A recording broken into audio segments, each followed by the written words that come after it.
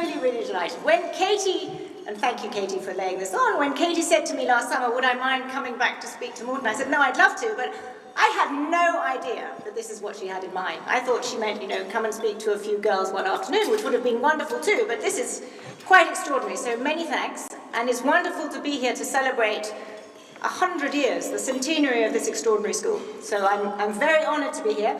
I'm delighted to see so many friends. We've had a fantastic gathering of contemporaries at my table, complete with pictures of me in 1985, which are staying firmly in my pocket and not going anywhere else, but thank you for bringing them, thank you for coming. It's more than a little intimidating to be here, though, too, because not only am I speaking to many people whom I know, which is wonderful but somewhat awe-inspiring, I have been sitting next to the wonderful Mrs. Rowe, who was my history and politics teacher all those years ago, who, if any one person deserves the credit for anything that I've done since, is Mrs. Rowe. So thank you so much.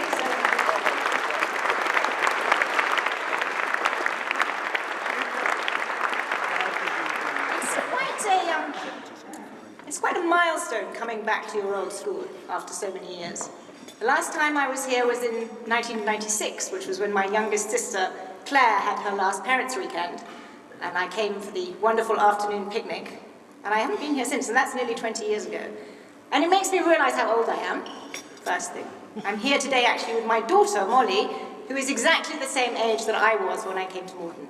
She's not physically in this room, she's having a wonderful lunch somewhere with being shown around by some wonderful girls from Remove. But just on age terms alone, it's quite a momentous event.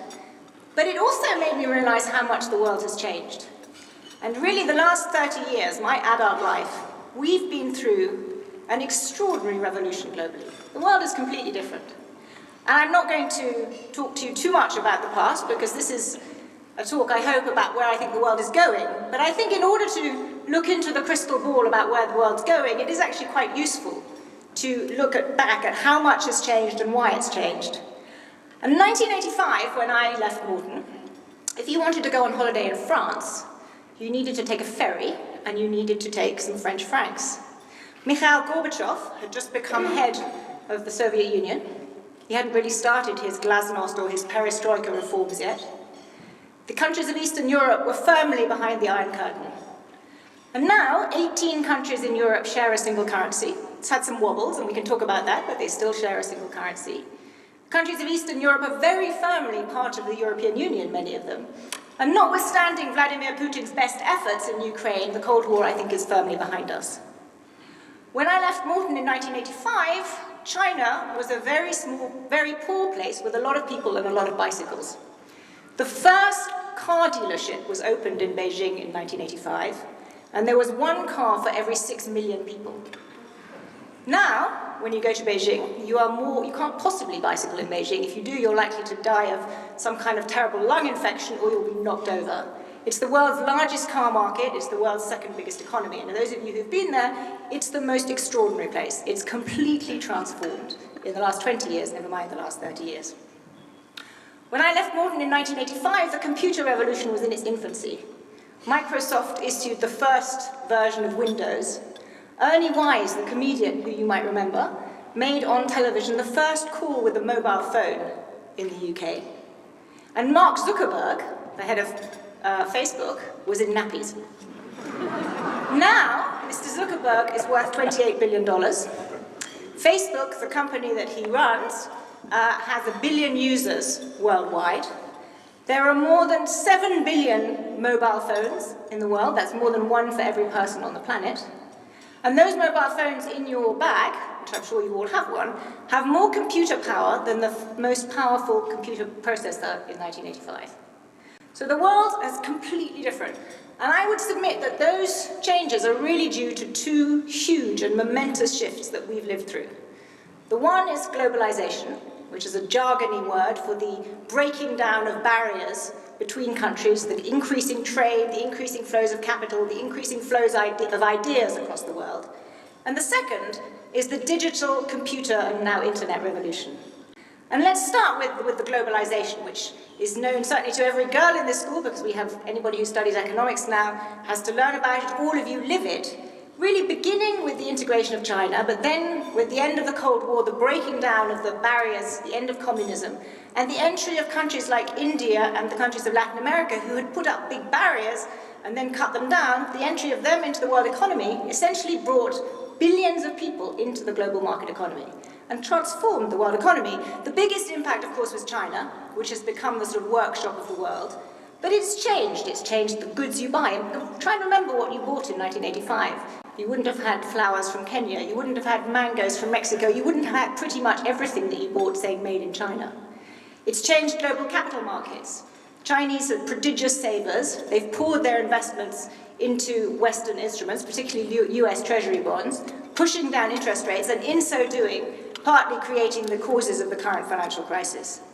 The other big change was the digital revolution, the computer revolution, which is the most kind of spectacular change that's taken place over the last 30 years and at an increasing pace. You all know about Moore's law. Moore's law is that the power of a computer power doubles every 2 years. So everything to do with computers is exponential. And you mix that enormous increase in computer power with the integration that's come from the creation of the internet.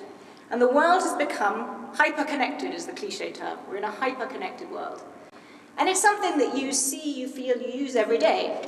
Facebook, Twitter, WhatsApp, loads and loads of social media. That's one, perhaps, often superficial way in which it's manifested. You can all tweet now. I'm listening to Zanny Minton Beddoes and it's very boring. Or you can, but things go around the world very fast. I sent my sister Drea a few weeks ago a video, which perhaps many of you have seen, a video about the situation in Syria made by Save the Children Fund, which is a fantastic video, which a charity in England has made, been viewed by 25 million people in the last few weeks. That's the power of social media. Even more important is the amount of information that is now digitized. Our whole world is being digitized. The Google Books is basically digitizing every word that was ever written. Digital photos are increasingly digitizing everything around us. GPS obviously has digitized location long since. In 2000, only a quarter of all the information in the world was digital. Now 98% of all the information in the world is digitized. We have, and now we're getting too far into maths for me, but we have 1 zettabyte nearly of digital information. And that is 3 million times the content of the Library of Congress, which is the biggest library in the world. And the Library of Congress itself has 180 million different items in it. So that gives you some sense of the magnitude of stuff that is now digitized. And what do these two revolutions mean? You put globalization together with this extraordinary increase in computer power. And I think there are sort of 3 big things that have happened. The first is enormous prosperity has been created, particularly in the emerging world. This is the first time from the Industrial Revolution that poorer countries have actually started catching up with richer ones. And it's obviously mostly pronounced in China, but it's actually happened across much of the emerging world. Living standards globally for the poor have increased dramatically. There's something like less than 20% of the world's population now lives in abject poverty, or less than $1 a day is the usual definition. When I left Moreton, it was well above 40%. So that's one very positive change. The second, however, is that within countries, income gaps have widened dramatically. These gains from the prosperity that I've described have gone overwhelmingly to people at the top of the income distribution. People with the skills, the training, the capacity to take advantage of this new world. Technology has benefited those who have had the education and the skills to use it. And people without those skills have seen their living standards improve much less. If you're in a fast-growing, developing country, everyone's living standards have improved because it's grown so fast, but they've improved most at the top. If you're in, say, the United States or in the UK, living standards lower down have improved much less.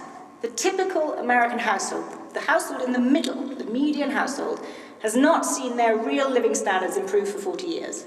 So the gains from all this change have been very disproportionately distributed. And I think the third big change is that these 2 big, powerful forces sowed the seeds for the huge financial crisis we saw in 2007. The technological revolution allowed a lot of the innovation that lay behind the financial products that were the cause of the financial crisis. And the Chinese savings pouring into Western financial instruments and pushing down interest rates, along with those central bankers, John, who didn't take the punch bowl away fast enough, created the conditions for a huge bubble prior to 2007 and subsequently to the huge crash. So there were obviously lots of mistakes made en route, but I would submit that these big, powerful forces were part of the problem, much as in the same way that in the 19th century we had the railroad bubble, we had the Argentine bond crisis, we had big financial crises at a time of very big tectonic change, if you will, in the global economy. Now, you might say, why am I going to this history lesson? Why am I focused on all this past? I thought she was going to tell me about what was going to happen. Well, the reason I did all of that was I feel very strongly that we need to think, when we're thinking about what's likely to happen in the next 5-10 years, we have to think through what is going to happen to these big drivers that have transformed us so much thus far. And I think there's really two things to think about. The first is, and the most short-term one, is how well are we recovering from the bust? We've been through this huge bust, 2008, 2009. So what will drive countries over the next couple of years is how well they were recovering. But if we look 5 to 10 years hence, it's what happens to technology, it's what happens to globalization. Briefly on the short-term stuff, my simple take is that the euro of the rich world countries, the euro economy area has done least to clean up the mess. The US actually has done the most, and the UK is somewhere in the middle. And I'll explain why. Why has the euro done the least? Well, the euro has held together. I mean, painfully slowly, and I can say this since my mother is German, and she probably won't walk out yet, but unfortunately, thanks not to any German leadership, the Europeans have just about Band-Aid style held the thing together, but they haven't really solved the underlying problems. There's a huge debt problem in most of Europe. They've bandied that over. There's a huge unemployment problem. It's not at all clear to me how the southern European economies are really going to grow. And so if I look at the next few years in Europe, I see what happened in Japan in the 1990s, which was essentially stagnation, deflation, nothing really very much happening. Now, compared with that, the UK is in much better shape. And coming here this week, particularly with the budget this week, there's quite a lot of crowing in the UK. Fastest growing economy of the big rich economies. We're doing extremely well. Well, it is true that the growth rate is high, but the UK economy is still smaller than it was before the crisis. It was a very, very big decline that is now coming out of, and coming out of well. And I think that broadly I'm quite optimistic about the UK, but if you think about how the UK has done that, real living standards have plunged here. That's the way. Employment is high because people have taken a real pay cut, a lot of people, and that's the dynamic that has been put in place here. And I would be more comfortable with the UK's 2, 3, 4, 5-year future if this recovery was a bit more built on business investment and a bit less built on consumer debt. And I think the idea that you should be encouraging people with subsidies and incentives to spend more money buying expensive houses seems to me a slightly odd set of priorities. So the UK is in much better shape than it was, but I think I wouldn't count on this recovery. The US also has big problems, but I think it really has put the financial crisis behind it. The US banks are in very good shape. The US house prices plunged, and as a result, a lot of debt was written off. The US had the foreclosure crisis, which was basically people not paying their mortgages, walking away, throwing the keys. That's what you can do in the US. Banks had to write down the loans. But it's a sort of hangover, to use the metaphor that you're starting, which I think they're getting to the end of in America. They're not completely finished, but they've got to getting to the end of. And the Americans have one very big advantage in the last few years that's really transformed their future, which is shale oil. And whatever you think about the environmental side of that revolution, they are going to be the biggest oil exporter by 2020. They're already the biggest natural gas producer. The whole dynamic of the global energy market is changing and is going to change. And at the same time, the American economy has this huge benefit of very cheap energy costs. Cheap and relatively clean, because it's natural gas. So for those reasons, I'm sort of more optimistic about the US now, maybe also because I live there, so you can discount that a bit. But I think it is a very dynamic place right now. And the final reason for feeling optimistic is that the US is the center of this technological revolution, which we are in the midst of. And I think that, if we're looking to the next 5-10 years, is really a very important factor of what's going on. And I think if you're looking in that kind of time horizon, you want to think about three things. There are going to be three big trends. One, where is globalization going? Two, what's happening to the technological revolution? And three, and a new factor, is what are the consequences of the rapid pace of aging that we are about to embark on? Over the next 20 years, the share of 80-year-olds in the world economy is exploding. It's not just Japan or Europe, where there are already quite old populations, but China is aging much faster than America.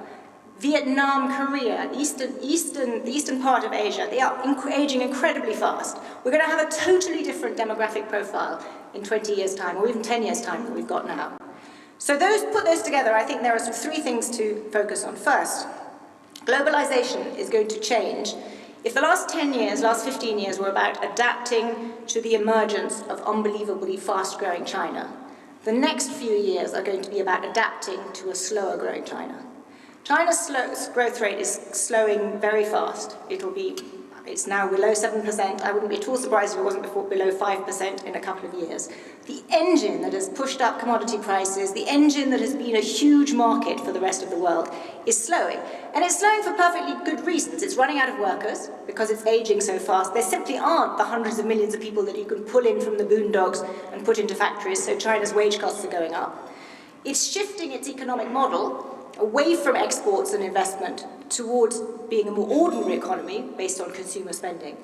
And it's dealing with a huge debt bubble. It's had an absolute credit explosion in China, and that is either going to come to a very, very sticky sudden end, or, and I think more likely in my view, it's going to mean that there are defaults here and there, the financial system isn't going to work as well, it's probably not going to fell the whole economy, but it's going to slow it. So we're going to have to get used to China being a source of economic turbulence and much slower growth, which is a very different mindset than the one we've got used to in the last few years.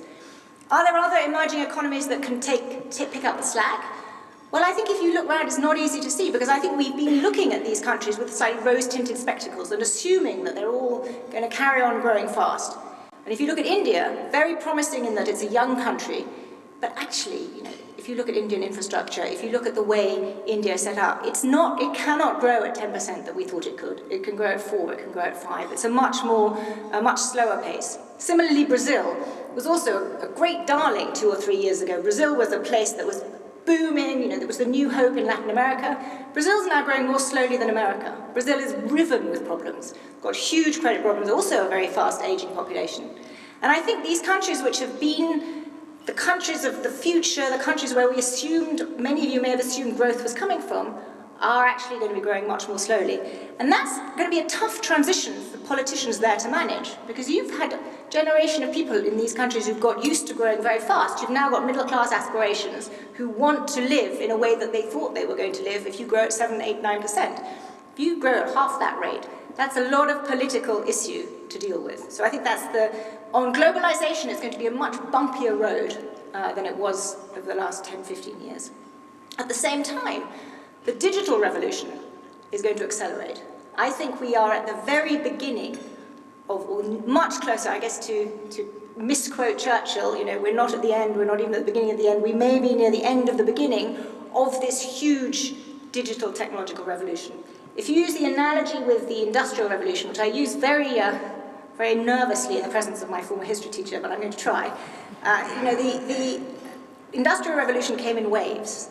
We had Derby building the Iron Bridge in the late 18th century, Telford in the 1700s, Thomas Telford started building the canals, then Isambard Brunel built the railways a few decades after that, then after that we had Edison and electricity. It was a long period of a lot of innovation. I think we're closer to Derby than we are to Isambard Brunel in terms of how much technological innovation is still ahead of us. And let me just give you a few examples why. The big change that is happening now, I think, is that the combination of increasingly powerful computers and big data, the digitalization of everything, means that computers are going to be able to think. They're going to be able to do cognitive tasks. They're going to become more and more human-like in what they can do. Not because they actually are cleverer, but because they are processing very, very fast all this ubiquitous amount of data that's everywhere. So robots, for example, they're no longer the stuff of science fiction novels. Robots are becoming ubiquitous and cheap. There are something like 1.5 million robots used in manufacturing globally, and it's going to rise exponentially. You can get for $15,000 now a robot called Baxter. Those of you who are in any form of light manufacturing will know, who can basically do light manufacturing things and can be taught in 2 minutes to do a task. We'll have more and more of that. I think that Foxconn, the company that makes iPhones in China, employs hundreds of thousands of people, intends to have them replaced by robots within 5 years. That's their goal. It's a huge, huge change. And this stuff is happening much faster than we realize. I remember 3 years ago, we put on the cover of The Economist a violin, and it was a piece about digital printing, 3D printing. And we said, print me a Stradivarius on the cover. And I brought it home, and we were having supper on Friday evening when The Economist came out, and I showed it to my family, and they were just completely hilarious. They said, don't be ridiculous. Printing violins, what are you talking about? It's completely impossible. You know, now that's perfectly normal. My daughter's school in the US has a 3D printer. You may have a 3D printer here. We have 3D printers printing body parts. We're going to have a huge innovation that's happened unbelievably quickly. And whole new industries are going to be affected by this combination of information and computer power in a way that they haven't been before. Fraud detection is now much better done by computers and algorithms than it is by people. Security, you know, remember the people who look at CCTV cameras are sitting in front protecting your buildings. Actually, if you have those cameras and you have a computer algorithm, you're going to be much better off than someone who might nod off and go and get a cup of tea. Medical diagnosis. Increasingly, you're going to have computers that have, you know, every medical journal that's ever been written in their memory they can get access to. Many basic diagnoses will be more accurately done by them than they will be by your local GP. There's an app now that you can get, I have on my iPhone, which you take a picture of a mole, and it will tell you whether that mole is worrying or not worrying. You don't even need to go to the doctor. It's much more accurate than your average medical one. So those kinds of innovations are ubiquitous, everywhere, and I think will very dramatically change the world of the next 5 years. And perhaps the most obvious one is that, and you can hold me to this and laugh at me if I'm wrong, but I am fairly confident that within a decade, driverless cars will be quite ubiquitous. Google already has driverless cars driving around the streets of California. It has someone sitting in the passenger seat simply because many people might be a bit concerned if they saw a car walking down. But actually, they have an extraordinary safety record.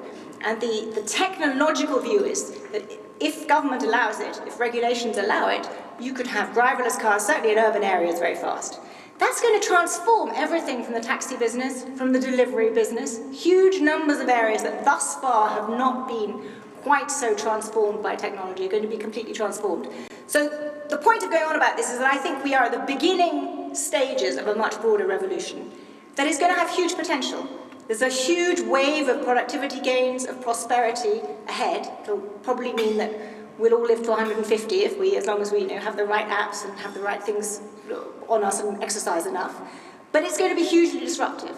Like the first industrial revolution, like the second one, it's enormously disruptive. And many of the jobs that exist today won't exist in 2 decades' time. There's a study that came out from some academics in Oxford that said 47% of today's jobs won't exist by 2030. Now, that doesn't mean there won't be any jobs. There'll be new kinds of jobs. There are now hundreds of thousands of people employed in the world making apps for iPhones and iPads, a job that didn't exist 5 years ago, never mind 30 years ago. But the process of getting there is going to be quite dislocating. People, particularly for people who have mid to low skills, who are in these kind of old-style sectors that have never had to think about this. And I think we're going to see a lot of dislocation. We're going to see a lot of a continued increase in the shift from workers to profit, from workers to capital. The capital basically has become much stronger relative to labour over the last 30 years, and that's going to continue. And inequality, the gap between the income earned by those people who have the skills and nous and capacity to harness computers and everybody else is going to be very big. And what does all that mean if you put it together? Well, I think if you put ageing, slowing of growth in the emerging markets and this demographic change together, you have a huge challenge for the Western democratic political systems. You have government debt burdens rising because the population is aging. We're going to have to find a way to pay for increasing cadres of pensioners. My generation, many of you may have benefited from it, you're going to work out how to raise the revenue to do that. We're going to have a whole cohort of people who simply don't have the skills to cope with this world. And you see it now in declining employment rates in countries. You see people who don't, mid-skilled people who just don't have the skills to do it are often the people on welfare, they're often the people who take early disability, they're people who can't cope in this kind of a world. And we have a cohort of people, and they're not going to be able to cope with it, or they need to be retrained. It's a huge challenge. And we have inequality rising. The rising tide, I think, is not going to lift all boats. That is a huge political challenge. I think if you have a democracy where a lot of voters are disgruntled and aren't seeing their living standards improve, you see the search for scapegoats. And I think a lot of the current immigration debate, frankly, is driven by that. It's a search for people to blame, it's a search for scapegoats, for people who are just not seeing their own living standards rising. The kind of politics of envy, the them versus us, is becoming ubiquitous in lots of Western societies. But it is a real economic challenge. We need to figure out how to deal with an aging population. Do we raise retirement ages? Do we cut pensions? Do we do a bit of both? How do we do that? How do we pay for government when the gains of economic growth are going to an ever smaller share of people? And if I'm right, if you're in the top 20% of people who have the skills and capacity to be complementary to computers, you will do fabulously well in this new world. If you're not in that, you're not going to be making very much money and you're not going to be paying very much tax revenue. So we have a very different kind of system. And I think, I haven't even focused on things like global warming and enormous other challenges in there. Just this distributional question, I think, is a very big one. But I think most of all, it puts a premium on education. It puts a premium on maximizing the number of people who have the capacity to be complementary to computers, who have the capacity to do well in this globalized, fast-changing world. And I think to think about that, you have to say, well, let's think back to what happened in the first industrial revolution. The scale of change. In the 19th century, universal primary education was a sort of big social change. In the beginning of the 20th century, led by the US, it was universal secondary education. We basically provided people with the skills they needed to move from the farm to the factory. It was an enormous social revolution.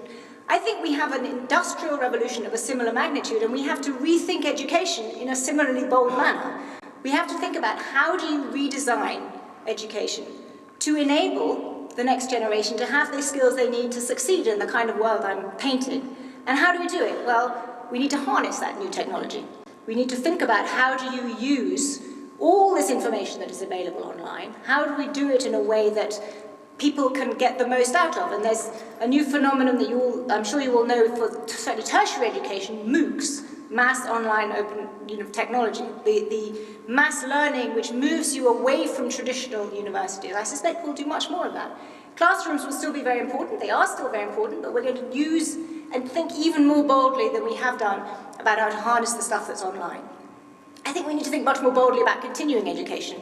The idea that you go to school and you go to university and that's it, I'm not sure is going to be enough going forward. It's going to be a lifelong process of having the skills that you need when the world changes that fast. And we need educators and employers to work together.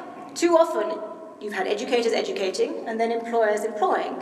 I think the new world needs a much greater involvement of employers, of businesses, in thinking about the kind of skills they need, and in educators about helping to provide them. And there's a lot of talk about the German apprenticeship scheme. It may be vocational, it may be giving business skills to people at school, and you know exactly where I'm going with this. I mean, there is no better, to my mind, I've seen no better example of that in the last few months, or perhaps ever, than those unbelievably impressive 4 young ladies who started our lunch. I mean, Moreton is absolutely at the forefront of this. And I don't know about you, but I would have hired any of them in a heartbeat. I mean, they were extraordinarily, they've learned a huge amount, they're extraordinarily accomplished.